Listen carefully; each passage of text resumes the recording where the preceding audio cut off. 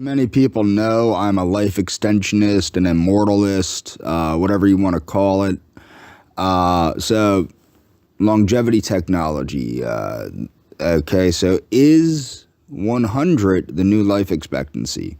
How old is the oldest person you know? Blah, blah, blah. Globally, the life expectancy was around 73.4 years in 2019, but it could continue rising as we understand more about why we age, and how we can slow the process down.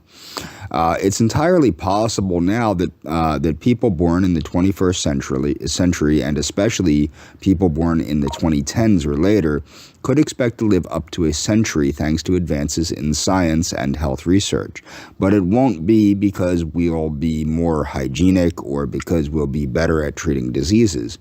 Instead, it'll be because we'll better understand the process of aging and how to combat it. What we know about aging. Life expectancy in the United States was around 48 years old. However, better hygiene, vaccines, and antibiotics and improved disease treatments have spurred an increase so that now we can enjoy a life expectancy of 70 years or more. Now, this is the reason that we're going to see, and in my opinion, we'll see a decline in life expectancy for people born in the 2010s. Not because of a lack of technology, not because of a lack of understanding the processes of aging, but because of a lack of giving a fuck by people that are in that age group. They just don't care for themselves. They're not hygienic. They don't go to the gym. They don't exercise. They don't eat right, okay? They don't go to the doctor, for God's sakes. Initially, it was thought that aging was a result of a buildup of free radicals that damage our molecules. Free radicals are produced, blah, blah, blah, though we produce, okay, our body. However, when excessive free radicals overwhelm the end, this was a prevalent theory. The science of longevity, there have been several scientific discoveries.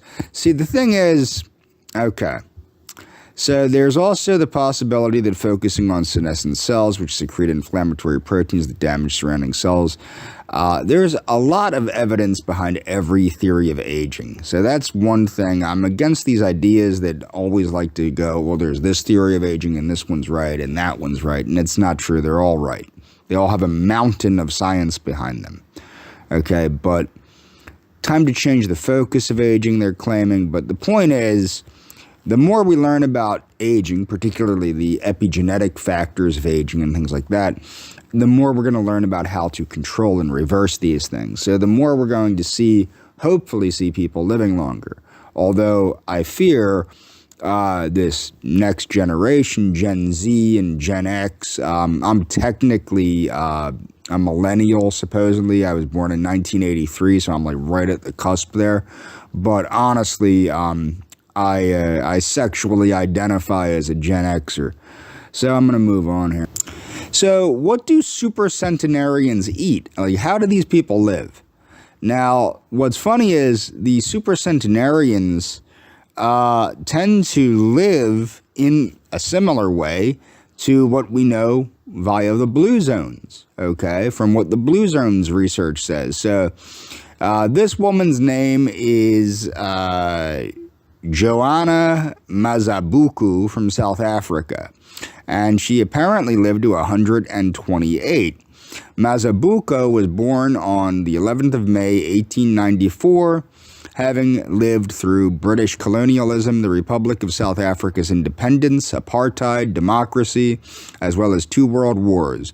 Mazabuku currently lives in Joburton. Now, she did recently die, okay, but northwest South Africa with her caregiver. But she was born on a maize farm in Ottosdal area, being the first of 12 children. Sadly, only 3 are still alive. Now, you'll notice she was born on a corn farm, okay? We're going to get into that a little bit later. While she's managed to reach such an advanced age, Mazabuku and her siblings never had the opportunity to learn to read or write. However, the centenarian has no regrets, sharing that I was born on a farm, we lived so well on the farms, there were no problems.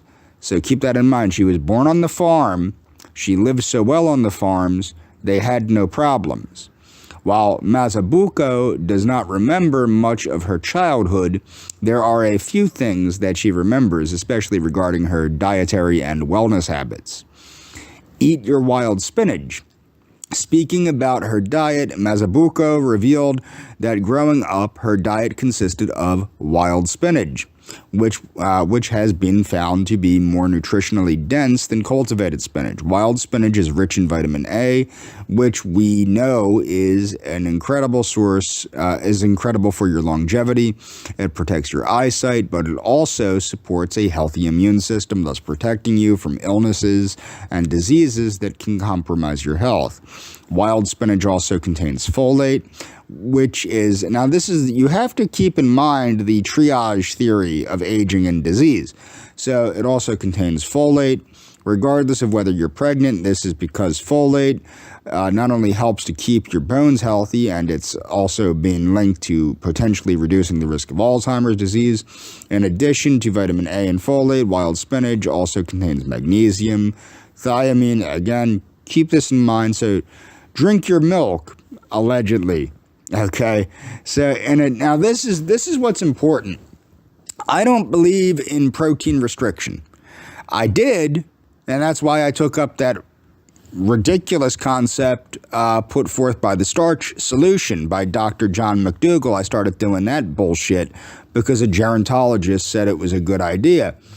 I don't think it's a good idea because as you get older, you need more protein in order to maintain your health, to the point where I started wondering, if you really look at the lifespans of old school bodybuilders, they all lived into their mid-80s pretty much. That was the average.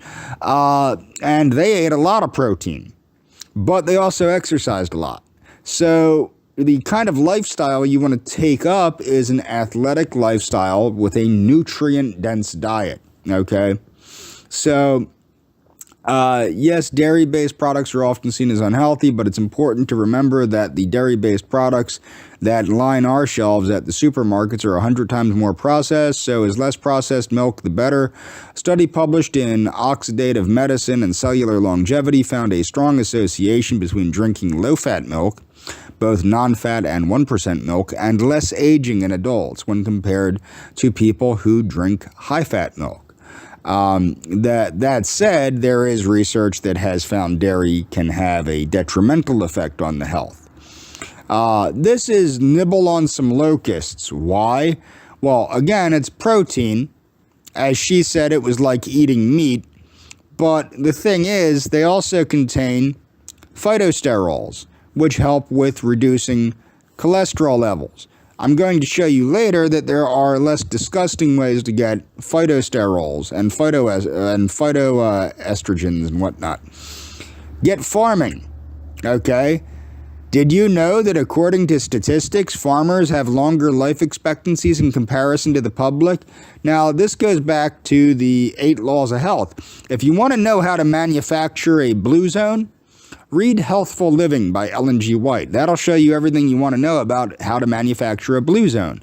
Because that, along with the other health writings of Ellen G. White and John Harvey Kellogg and Jethro Kloss, is responsible for manufacturing the blue zone known as Loma Linda, California.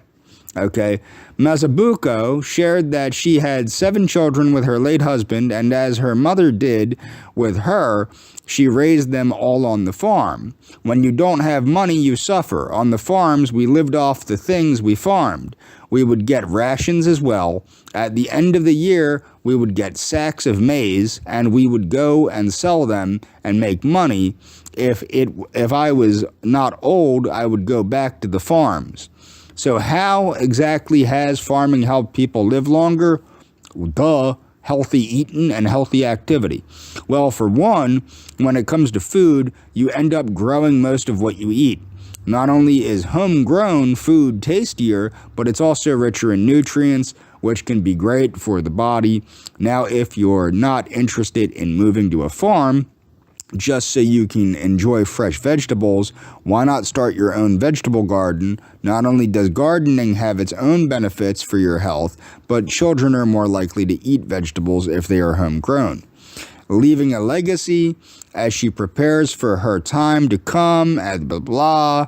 She says, when I die, they must slaughter a cow for me. They must bury me well so that I never bother them. Blah, blah, blah. Okay. So, what about Jean-Louis Calment? Okay.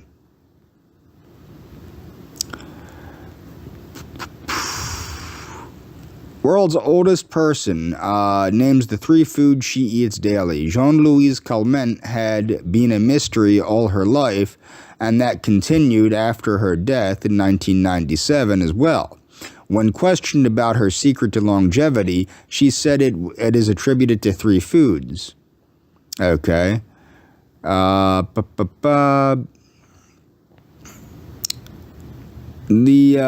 this list, John was named the oldest person in recorded history. Blah blah blah. Let's see. Did she mention it? I'm not seeing it.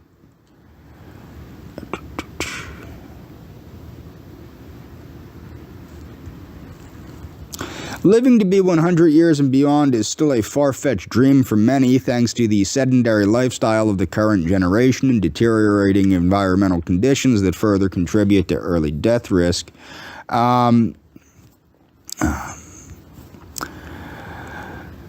Amidst this, many times people turn to various diet fads, like the Blue Zone diet followed in region or take tips from the longest living people themselves amidst On this list, Jean-Louis Clement was named the oldest person in recorded history who lived to be 122 years. And what experts discovered as her secret to longevity, in part, was a daily intake of 3 foods. Jean-Louise Clement had been a mystery, blah, blah, blah. She said that it contributed, port wine, olive oil, and chocolate. These foods are highly consumed in the world's blue zones, where the concentration of people over 100 years of age is extremely high. Red wine and olive oil, majorly extra virgin olive oil, have been known to improve heart health, blood pressure, cholesterol, and reduce inflammation to fight heart disease. Chocolate, too, is associated with the release of happy hormones in the body, along with its powerful antioxidants. Besides dietary choices, Calment's secret to living this long was also attributed to low stress levels. She lived a luxurious, wealthy, low-stress life for 122 years. Never worked a full-time job, enjoyed active hobbies like biking, tennis, swimming, and playing the piano. Not doing a job prevented her from the stress that an average human being has to go through. A theory from the experts in Moscow revealed that Calment may have actually died sooner than what was reported. Regardless, she was one of the oldest living people in the world, with lots of diet tips to take from. So quit shying away, eat chocolate, drink wine, cook your meals in olive oil, and repeat. Okay. So Bernardo Lapallo, who is, I'm going to start pronouncing it Lapallo because that's how it's actually pronounced, although everybody pronounces it Lapallo. But so many people asked repeatedly exactly what Lapallo did every day. Now, this is from his website, Age Less, Live More. A lot of people erroneously stated that he was a vegan. He was not a vegan, okay?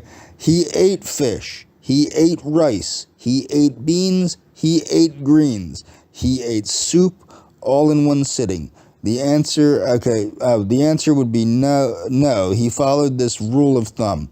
Eat until you are satisfied and enjoy what you eat. Don't overeat. So don't overeat, okay? So when he rose, now this is what's funny.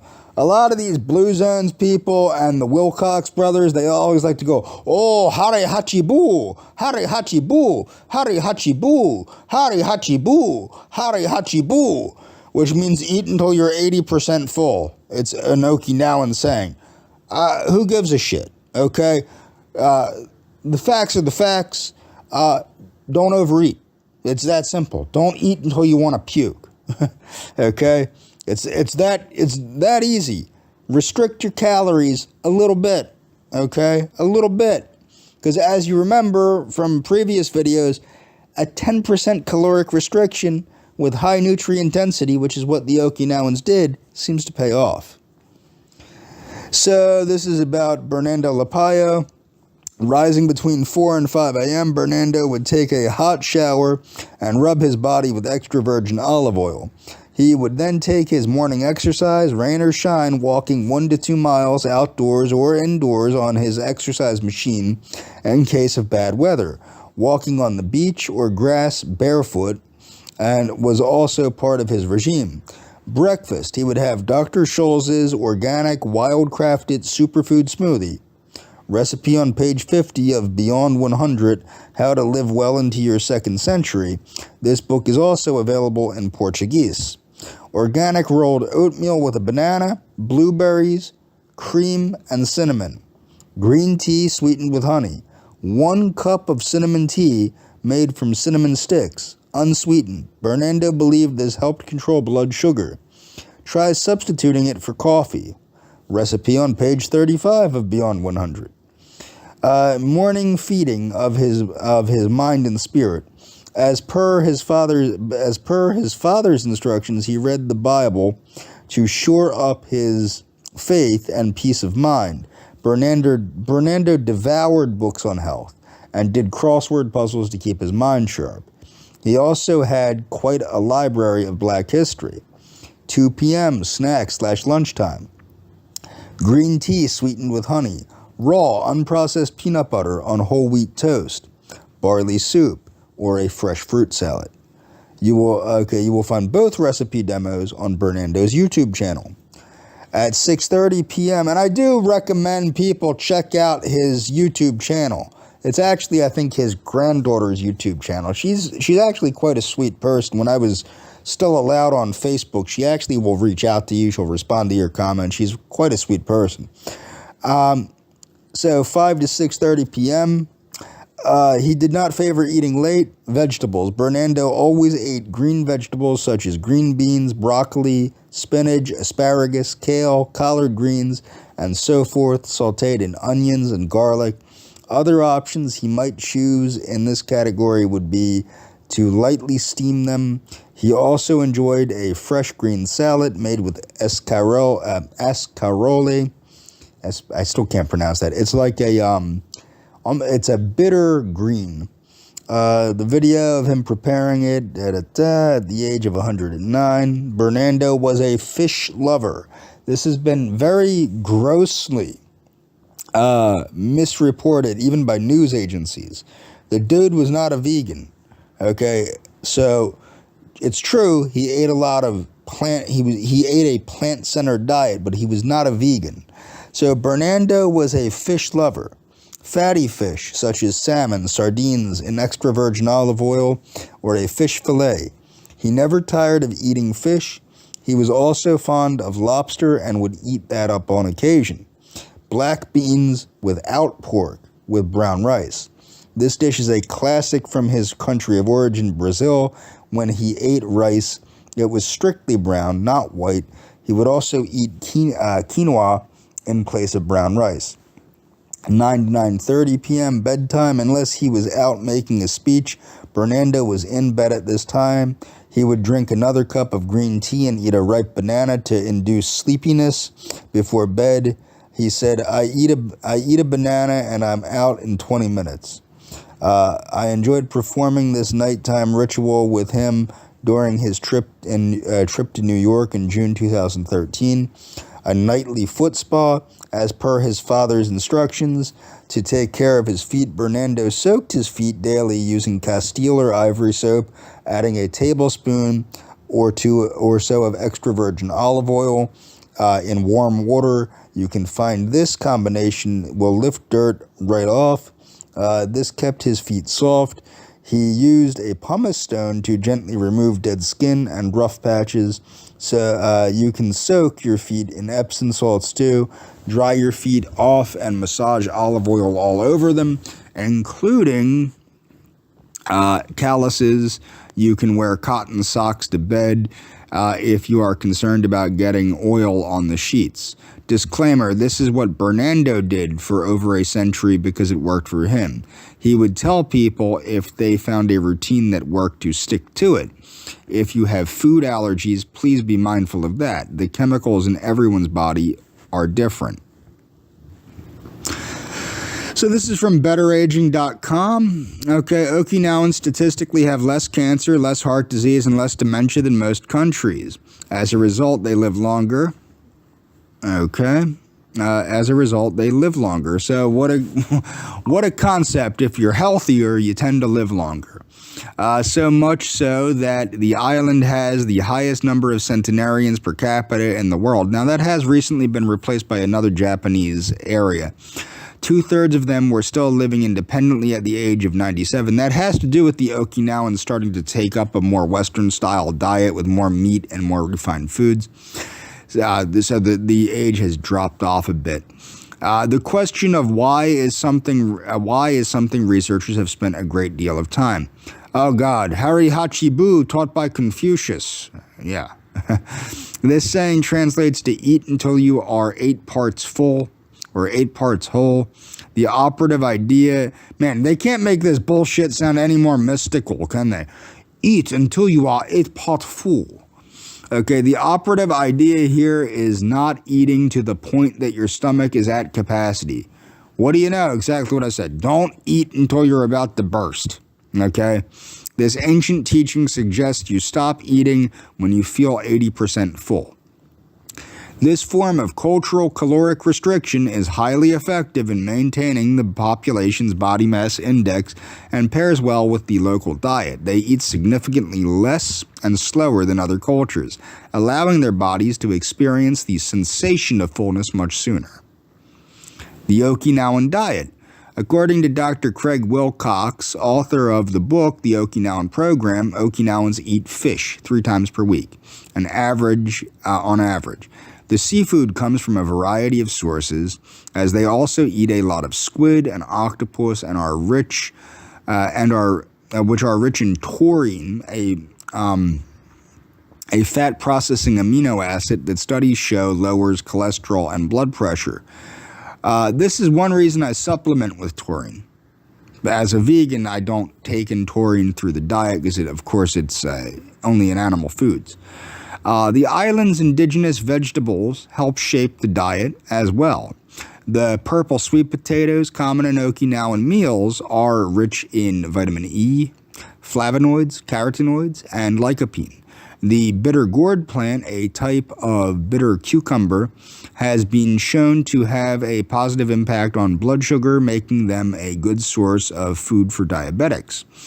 The population also eats more tofu and konbu seaweed, a type of edible kelp. Add a healthy dose of whole grains, vegetables, and soy products, and what you have is a recipe for healthy aging. But the key is in balance. According to Blue Zones, an organization dedicated, Okinawan diets are heavily based on the aforementioned sweet potatoes, rice, legumes, and other vegetables. They should say sweet potatoes. They said potatoes. It's sweet potatoes. The 4 categories that make a combined 94% of the Okinawan diet are, again, sweet potatoes, rice, legumes, and other vegetables. This also creates a carbohydrate-rich diet, blah, blah, blah. The Okinawan ratio of carbs to protein is 10-1. I don't buy that. I don't buy that that's the reason why. I buy that it's the nutrient density. So we're going to move on here. Energy and nutrient intakes of Okinawan centenarians. Energy and nutrient requirements of younger people have been well studied, unlike that of centenarians. The average lifespan, now you have to see how ridiculously low the caloric intake is of these people. The average lifespan of the Japanese is the longest in the world, and the population of the very aged is rapidly growing. In addition, the average lifespan of Okinawan people is the longest in all Japan. Their food habits also differ from other parts of Japan. To obtain basic dietary information, they surveyed 21 centenarians, meaning 21 people that were over 100 years old, or 100 years old and over, I should say. 17 women and 4 men. The dietary survey was done by a 24-hour recall method, as was done for centenarians living throughout Japan. The energy intake of the Okinawan centenarians living at home was about 1,100 calories, okay, K-calories, for both genders, which is 1,100 calories as it would appear on a food label, which was similar to that of centenarians throughout Japan. Okay, so centenarians seem to only eat about 1,100 calories a day. Now, mind you, they're much smaller than Westerners. Energy, some nutrient intakes and food consumption patterns in terms of food groups were different from those of the centenarians throughout Japan. They also measured their heights, weights, hematological values, and activities of daily living.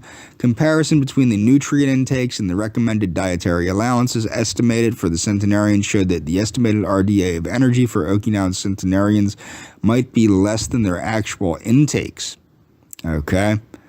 So keep that in mind. They're not eating a whole bunch of food, but they are eating a lot of nutrient-rich food. The Okinawan diet, health implications of a low-calorie, nutrient-dense, antioxidant-rich dietary pattern low in the glycemic load. So keep this in mind. This is the health implications. It should say low in the glycemic index. This is the health implications of a low-calorie, nutrient-dense, antioxidant-rich diet. So this is what I'm trying to explain. This is a low-calorie, nutrient-dense diet. Can it be made better? Probably. Residents of Okinawa, the southernmost prefecture of Japan, are known for their long average life expectancy, high numbers of centenarians, and accompanying low risk of age-associated diseases. Much of the longevity advantage in Okinawa is thought to be related to a healthy lifestyle, particularly the traditional diet, which is low in calories, yet nutritionally dense, especially with regard to phytonutrients in the form of antioxidants and flavonoids. Now, what I want people to do, there's a book called The Atkins Age-Defying Diet, and I really want people to read that book. And another book I want people to read is I think it's called The Nutritarian Handbook by Dr. Joel Fuhrman. And what I want you to understand is, as you eat vegetables, the lower in carbohydrate you get in the vegetable, because carbohydrate is usually the principal calorie in vegetables, the lower in carbohydrate you get, the more high the nutrient density of those vegetables is. Okay? So you might want to Google something like the Atkins Foundation vegetables. You might want to maybe purchase a book like the Top 100 Foods to Eat in the Zone. And you might want to check out the Atkins Age-Defying Diet to look at the kind of vegetables that are eaten on a lower carbohydrate diet, which reduces the caloric intake and ups the nutrient density of the diet. So, Okinawan diet is a vegetable and fruit-heavy diet, but is reduced in meat, refined grains, saturated fat, sugar, salt, and full-fat dairy products. So it is reduced. It has less meat, less refined grains, less saturated fat, less sugar, less salt, and less full-fat dairy products. Many of the characteristics of the Okinawan diet are shared with other healthy dietary patterns, such as the traditional Mediterranean diet, the DASH diet, which is a manufactured diet. It was an invented diet. It's not a traditional diet that was created by the American Heart Association. Okay, so keep that in mind. What the DASH diet shows is that you can manufacture diets that promote longevity, as Ellen G. White showed. Okay, if you read Healthful Living by Ellen G. White, or if you read Biologic Living by John Harvey Kellogg, or if you read Back to Eden by Jethro Kloss, the Adventist diet is a manufactured diet. It is a diet that was manufactured by the intuition of people like Ellen G. White, Jethro Kloss, John Harvey Kellogg, and others. Okay? Features such as low levels of saturated fat, high antioxidant intake, and low glycemic load in these diets are likely contributing to the decreased risk of cardiovascular disease, some cancers, and other chronic diseases through multiple mechanisms, including reduced oxidative stress.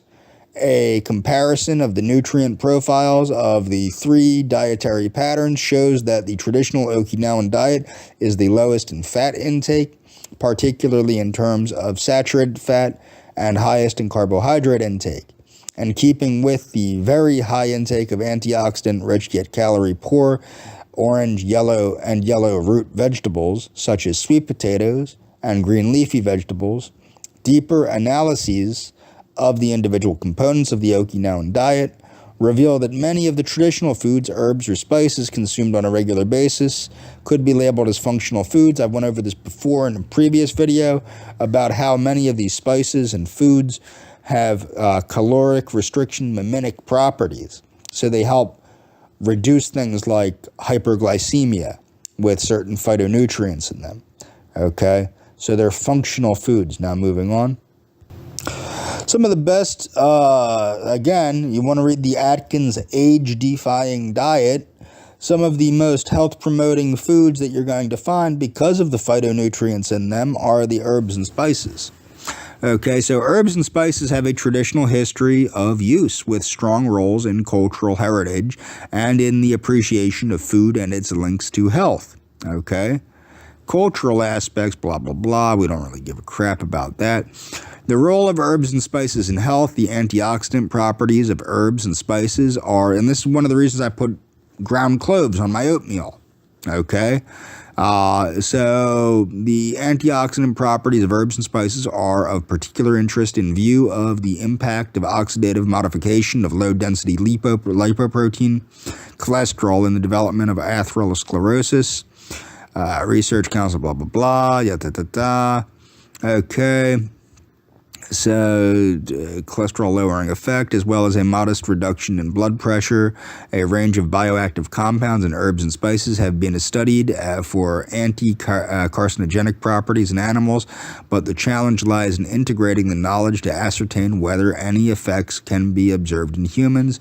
Research on the effects of herbs and spices on mental health should distinguish between cognitive decline associated with aging and acute effects of psychological and cognitive function.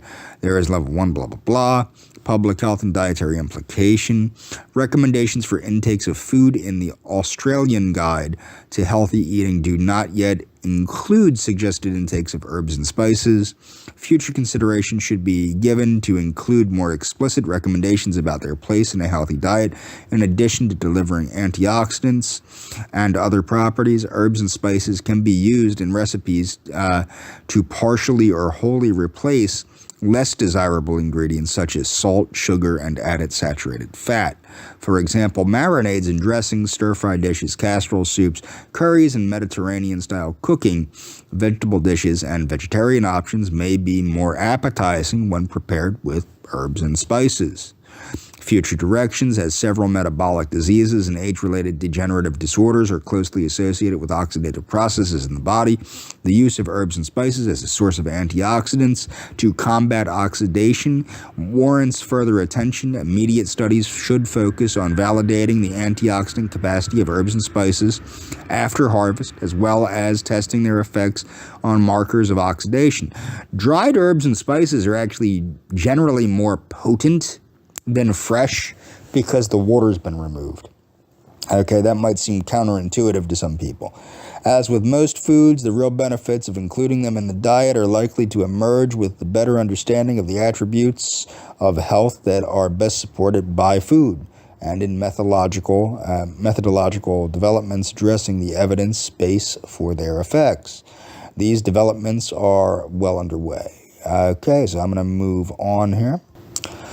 Varicocele is like a varicose vein in the testicle. It's a common cause of male infertility, and this is about functional foods versus varicocele. Okay, so let's see here. Varicocele is one of the main causes of infertility in men, thus representing an important... Now, why this is important is in Taoism, In Taoism, virility is associated with longevity, and I think that's accurate. Okay, so this is about functional foods and virility, okay, male fertility. So let's see here. In addition, oxidative stress, apoptosis, hypoxia, and scrotal hyperthermia, meaning hot balls, seem to play important roles. So far, the treatment of varicocele and the care of the fertility-associated problems still represent an area of interest. Recent experimental animal studies, as well as the current epidemiological evidence in humans, demonstrated that many functional foods of natural origin and nutraceuticals that are particularly abundant in the Mediterranean diet showed anti-inflammatory effects in varicocele. The aim of the present narrative review is to mainly evaluate recent experimental animal studies regarding the molecular mechanisms of varicocele and the state of the art about possible therapeutic approaches, as the current literature demonstrates convincing associations between diet, food components, and fertility. There were no conflicts of interest that were disclosed. He's the co-inventor on a patent describing therapeutic. Okay, so there was a conflict of interest with one of the gentlemen doing the research, and I'm going to move on. So one of the easiest ways to increase the nutrient density of one's diet, and before I go on, I want people to know I'm not a doctor, I'm not an MD, I'm not a DO, I'm not an ND, I'm not a nurse, I'm not a nurse practitioner, not an LPN, and not an RN, I'm not a chiropractor, I'm none of those things, I'm not a dietitian, I'm not a nutritionist. This does not constitute medical advice, this video. So one of the easiest ways to increase the nutrient density of the diet is dietary supplements, and the management is to increase the amount of dietary supplements you take, even just taking a multivitamin. So varicocele is a main cause of lower production of spermatozoon and infertility, with multiple pathophysiological mechanisms in the past decades. The reason I'm bringing this up is oxidative stress can cause other issues with fertility too, and other issues with virility as well, and other issues with blood flow as well, which, as I said, virility I believe to be associated with longevity. So the use of dietary supplements has significantly increased due to both the modern lifestyle and the food shortages of the industrial countries. The purpose of this review paper, blah, blah, blah. The use of dietary supplements such as minerals, vitamins, and antioxidants has an essential role in the prevention and treatment of varicocele by increasing the levels of antioxidant enzymes and decreasing the levels of inflammatory markers such as tumor necrosis factor, interleukin-6, and interleukin-1 in the testes. According to the results, the dietary supplements may alleviate the spermatogenesis in varicocele patients through different mechanisms such as suppression of stress, oxidative, and inflammation in the testicle and the testicular tissue. Certain dietary changes may extend lifespan by up to 10 years. What are these dietary changes? A diet rich in legumes, beans, and whole grains can add up to 1 decade to a person's life if they start eating for longevity early enough. The study comes with a free interactive online calculator, blah, blah, blah. New study, food for healthy living, yada, yada, taking into account a person's age and the proportion of different food groups they consume. The calculator models the life expectancy benefit that they may achieve. The factors influence blah, blah, blah. Professor Lars Thor Fades, whatever. The scientists conclude that a sustained switch from a typical Western diet to the optimal diet from age 20 years could increase life expectancy by around 10.7 years for women and 13 years for men. Optimal versus feasible. And this is what's important. You don't want a feasible diet, you want an optimal diet. As many would find it difficult to adhere to an optimalization of diet that might require larger changes, they have also presented a feasible diet approach that is closer to typical diets while also linked with substantial health benefits. The ultimate goal is the progress, not perfection. Cleveland Clinic dietitian Kristen Kirkpatrick who also was not involved in the study, agrees, she told Medical News Today. The younger a person starts eating for longevity, the greater the predicted increase in life expectancy. However, older adults can still extend their lives, even if to a lesser degree. A good example of that is Bob and Fran Gurman.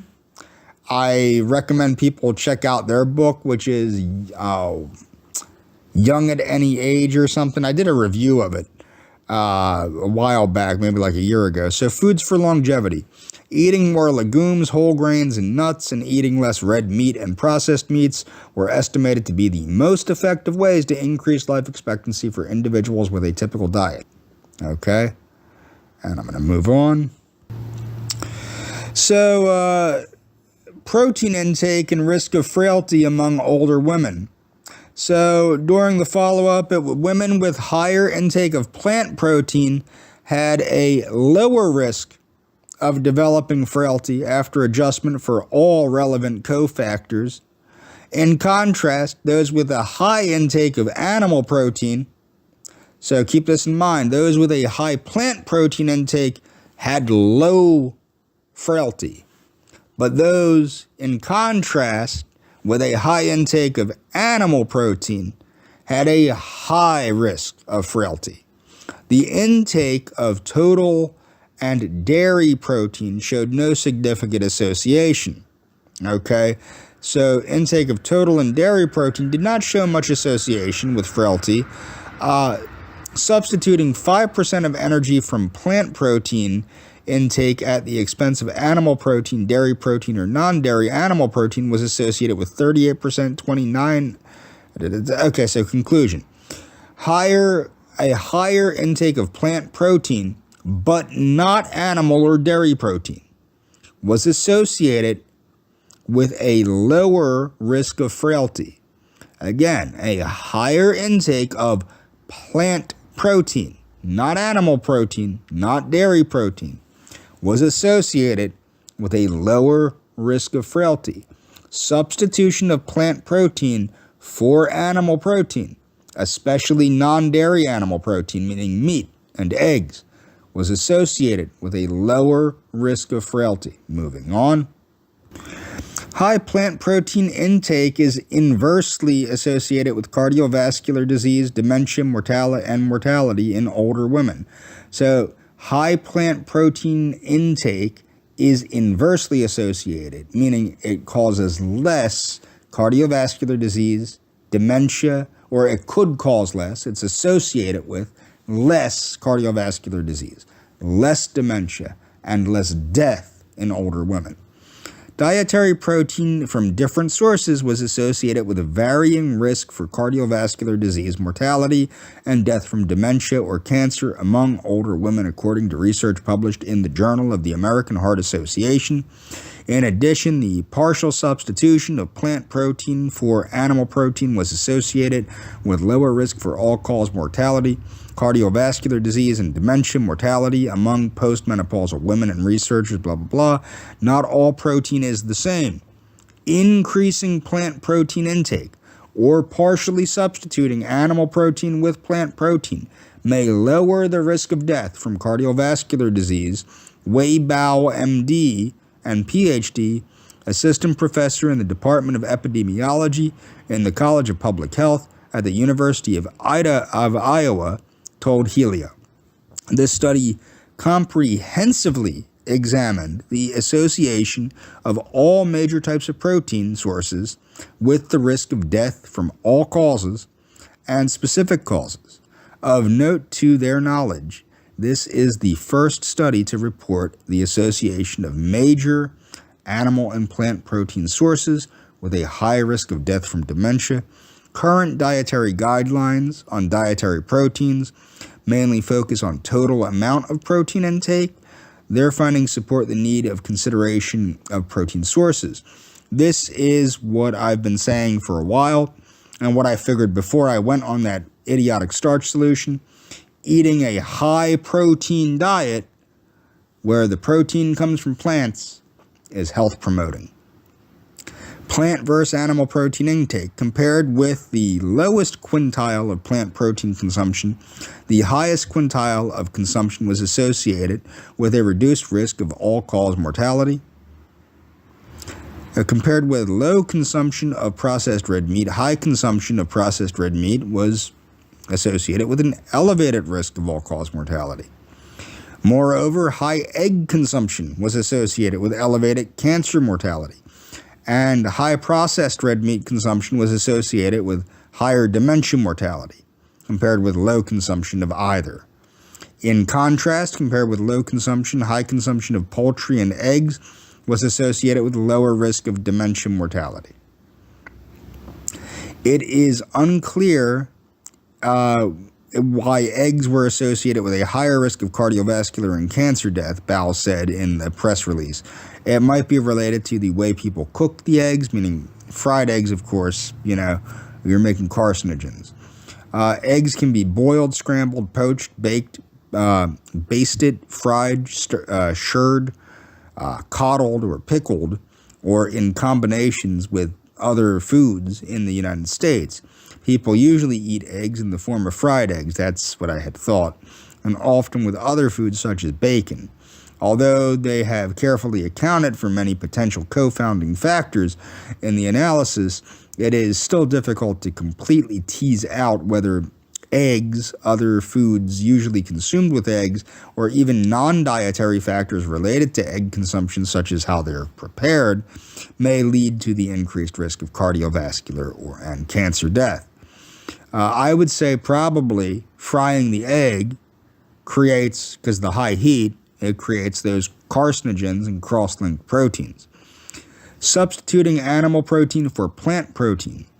In a secondary analysis, researchers found that substituting 5% of energy from animal protein with plant protein was associated with a reduced risk of all-cause mortality, cardiovascular disease mortality, and dementia mortality. It is important to note that dietary proteins are not consumed in isolation, so the interpretation of these findings could be challenging and should be based on consideration for overall diet, including different cooking methods, the dude said, and I'm going to move on now. So, when I read the first centenarian I started with was that African woman, and they're talking about, you got to eat locusts to get phytosterols. No, you don't. Nuts, seeds, whole grains, and legumes are all good sources of phytosterols. The phytosterol content of selected foods are presented in the table below. Here you go. You can read this on your own when you want. Foods enriched with phytosterols also exist. Supplements are available. Safety. Plant sterols and stanols added to a variety of food products are generally recognized as safe. Adverse effects. Few adverse effects have been associated with regular consumption of plant sterols or stanols. For up to 1 year, people who consumed a plant sterol-enriched spread providing 1.6 grams per day did not report any more adverse effects than those consuming a control spread for up to 1 year. And people consuming a plant stanol-enriched spread providing 1.8 to 2.6 grams a day for 1 year did not report any adverse effects. Consumption of up to 8.6 grams per day of phytosterols in margarine for 3 to 4 weeks was well tolerated by healthy men and women and did not adversely affect intestinal bacteria or female hormone levels. Although phytosterols are usually well tolerated, nausea, indigestion, diarrhea, and constipation have occasionally been reported. So it was found that, this is about phytosterols and vegetable oils, it was found that the range of phytosterol intake was 150 to 400 milligrams per day, and vegetable oils such as corn oil, rapeseed oil, which is canola oil, and sunflower oil were regarded as the richest dietary sources of phytosterols. Cereals, vegetables, fruits, and nuts also made important contributions to phytosterol intake. Cruciferous vegetables contain phytosterols, which is one of the reasons that they actually have some of the health benefits they have. And I'm going to move on. So what about corn oil? People are so afraid of corn oil. Corn oil has a lot of alpha gamma tocopherols, which is vitamin E, protects it from oxidative rancidity, but corn oil is highly digestible and provides energy and essential fatty acids. Linoleic acid is a dietary essential fat that is necessary for the integrity of the skin cell membranes and the immune system and the synthesis of eicosanoids. Keep that in mind. Corn oil is a highly effective food oil for lowering serum cholesterol because of its low content of saturated fatty acids and high content of polyunsaturated fatty acids. Okay, it's anti-atherogenic, meaning it's softening to the arteries. The use of corn oil to contribute to PUFA intake, which means polyunsaturated fatty acid intake of 10% in the diet, would be beneficial to heart health. A lot of people don't know this, but corn oil intake reduced atherogenic lipoprotein, cholesterol, and particle concentrations to a larger extent, meaning better, more so, than extra virgin olive oil, which may have implications for cardiovascular disease risk. So keep that in mind. Corn oil reduced cholesterol better than extra virgin olive oil. Interesting. Red palm oil has a number of nutritional, physiological, and therapeutic roles in improving human well-being. So one of the reasons that it has some of these benefits is the fatty acid. It has saturated fat, which a lot of plant oils don't. So to improve oxidative status by reducing oxidative stress in patients with cardiovascular disease, blah, blah, blah. Okay, so it's due to the ratio of its saturated fatty acid to unsaturated fatty acid content and its high concentration of antioxidants such as beta-carotene, tocotrienols, which are a special form of vitamin E, okay? Tocotrienols with quercetin help to take away senescent cells. Okay, so tocopherols, tocotrienols, and which are vitamin E. It has also been reported that the consumption of red palm oil reduces the level of endogenous cholesterol, and meaning the cholesterol that you produce. And this seems to be due to the presence of the tocotrienols and the peculiar isomeric position of its fatty acids. The benefits of red palm oil to health include reduction in risk of arterial thrombosis and atherosclerosis. Okay, so that seems very interesting. Tropical oils, nutritional and scientific status. Okay. Individually and in combination with other oils, the tropical oils impart into manufactured foods functional properties that appeal to customers. Okay, here. So 70% consists of saturated fatty acids. Health professionals express concern that consumers who choose foods containing tropical oils unknowingly increase their intake of saturated fatty acids. The saturated fatty acid-rich tropical oils, coconut oil, hydrogenated coconut oil, and palm kernel oil raise cholesterol levels. Studies demonstrating this effect are often confounded by a developing essential fatty acid deficiency. Palm oil, an essential fatty acid sufficient tropical oil, raises plasma cholesterol only when an excess of cholesterol is present in the diet. So it's only if you're eating a lot of cholesterol would the saturated fat from the palm oil raise the cholesterol. So if you're eating it with eggs, for example. The failure of palm oil to elevate blood cholesterol as predicted by the regression equations developed by Keyes. Okay, so if so, the substitution of interesterified artificial fats for palm oil, meaning trans fats, in food formulations, a recommendation of some health professionals has the potential of raising cholesterol levels. A second rationale addresses prospective roles of minor constituents of palm oil might play in health maintenance. The rationale is founded on the following observations. Dietary palm oil does not raise cholesterol, or at least not the cholesterol in the plasma. Single fat studies suggest that oils richer in polyunsaturated fatty acid content tend to decrease thrombose formation. Anomalously, palm oil differs from other of the more saturated fats in tending to decrease thrombose formation.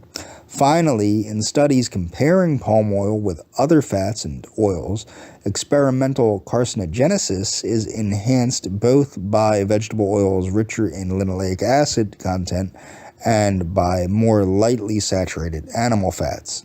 The carotenoid constituents of red palm oil are potent dietary anti-carcinogens. A second group of antioxidants, the tocotrienols, are present in both palm oil and red palm oil. These vitamin E active constituents are potent suppressors of cholesterol biosynthesis.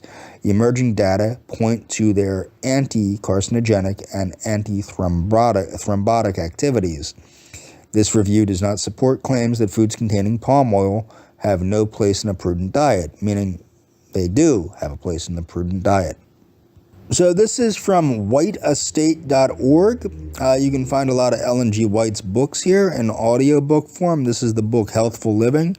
And you can go to any chapter you'd like. For example, let's talk about,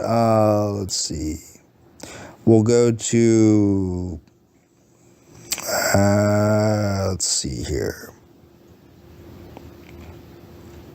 health reform.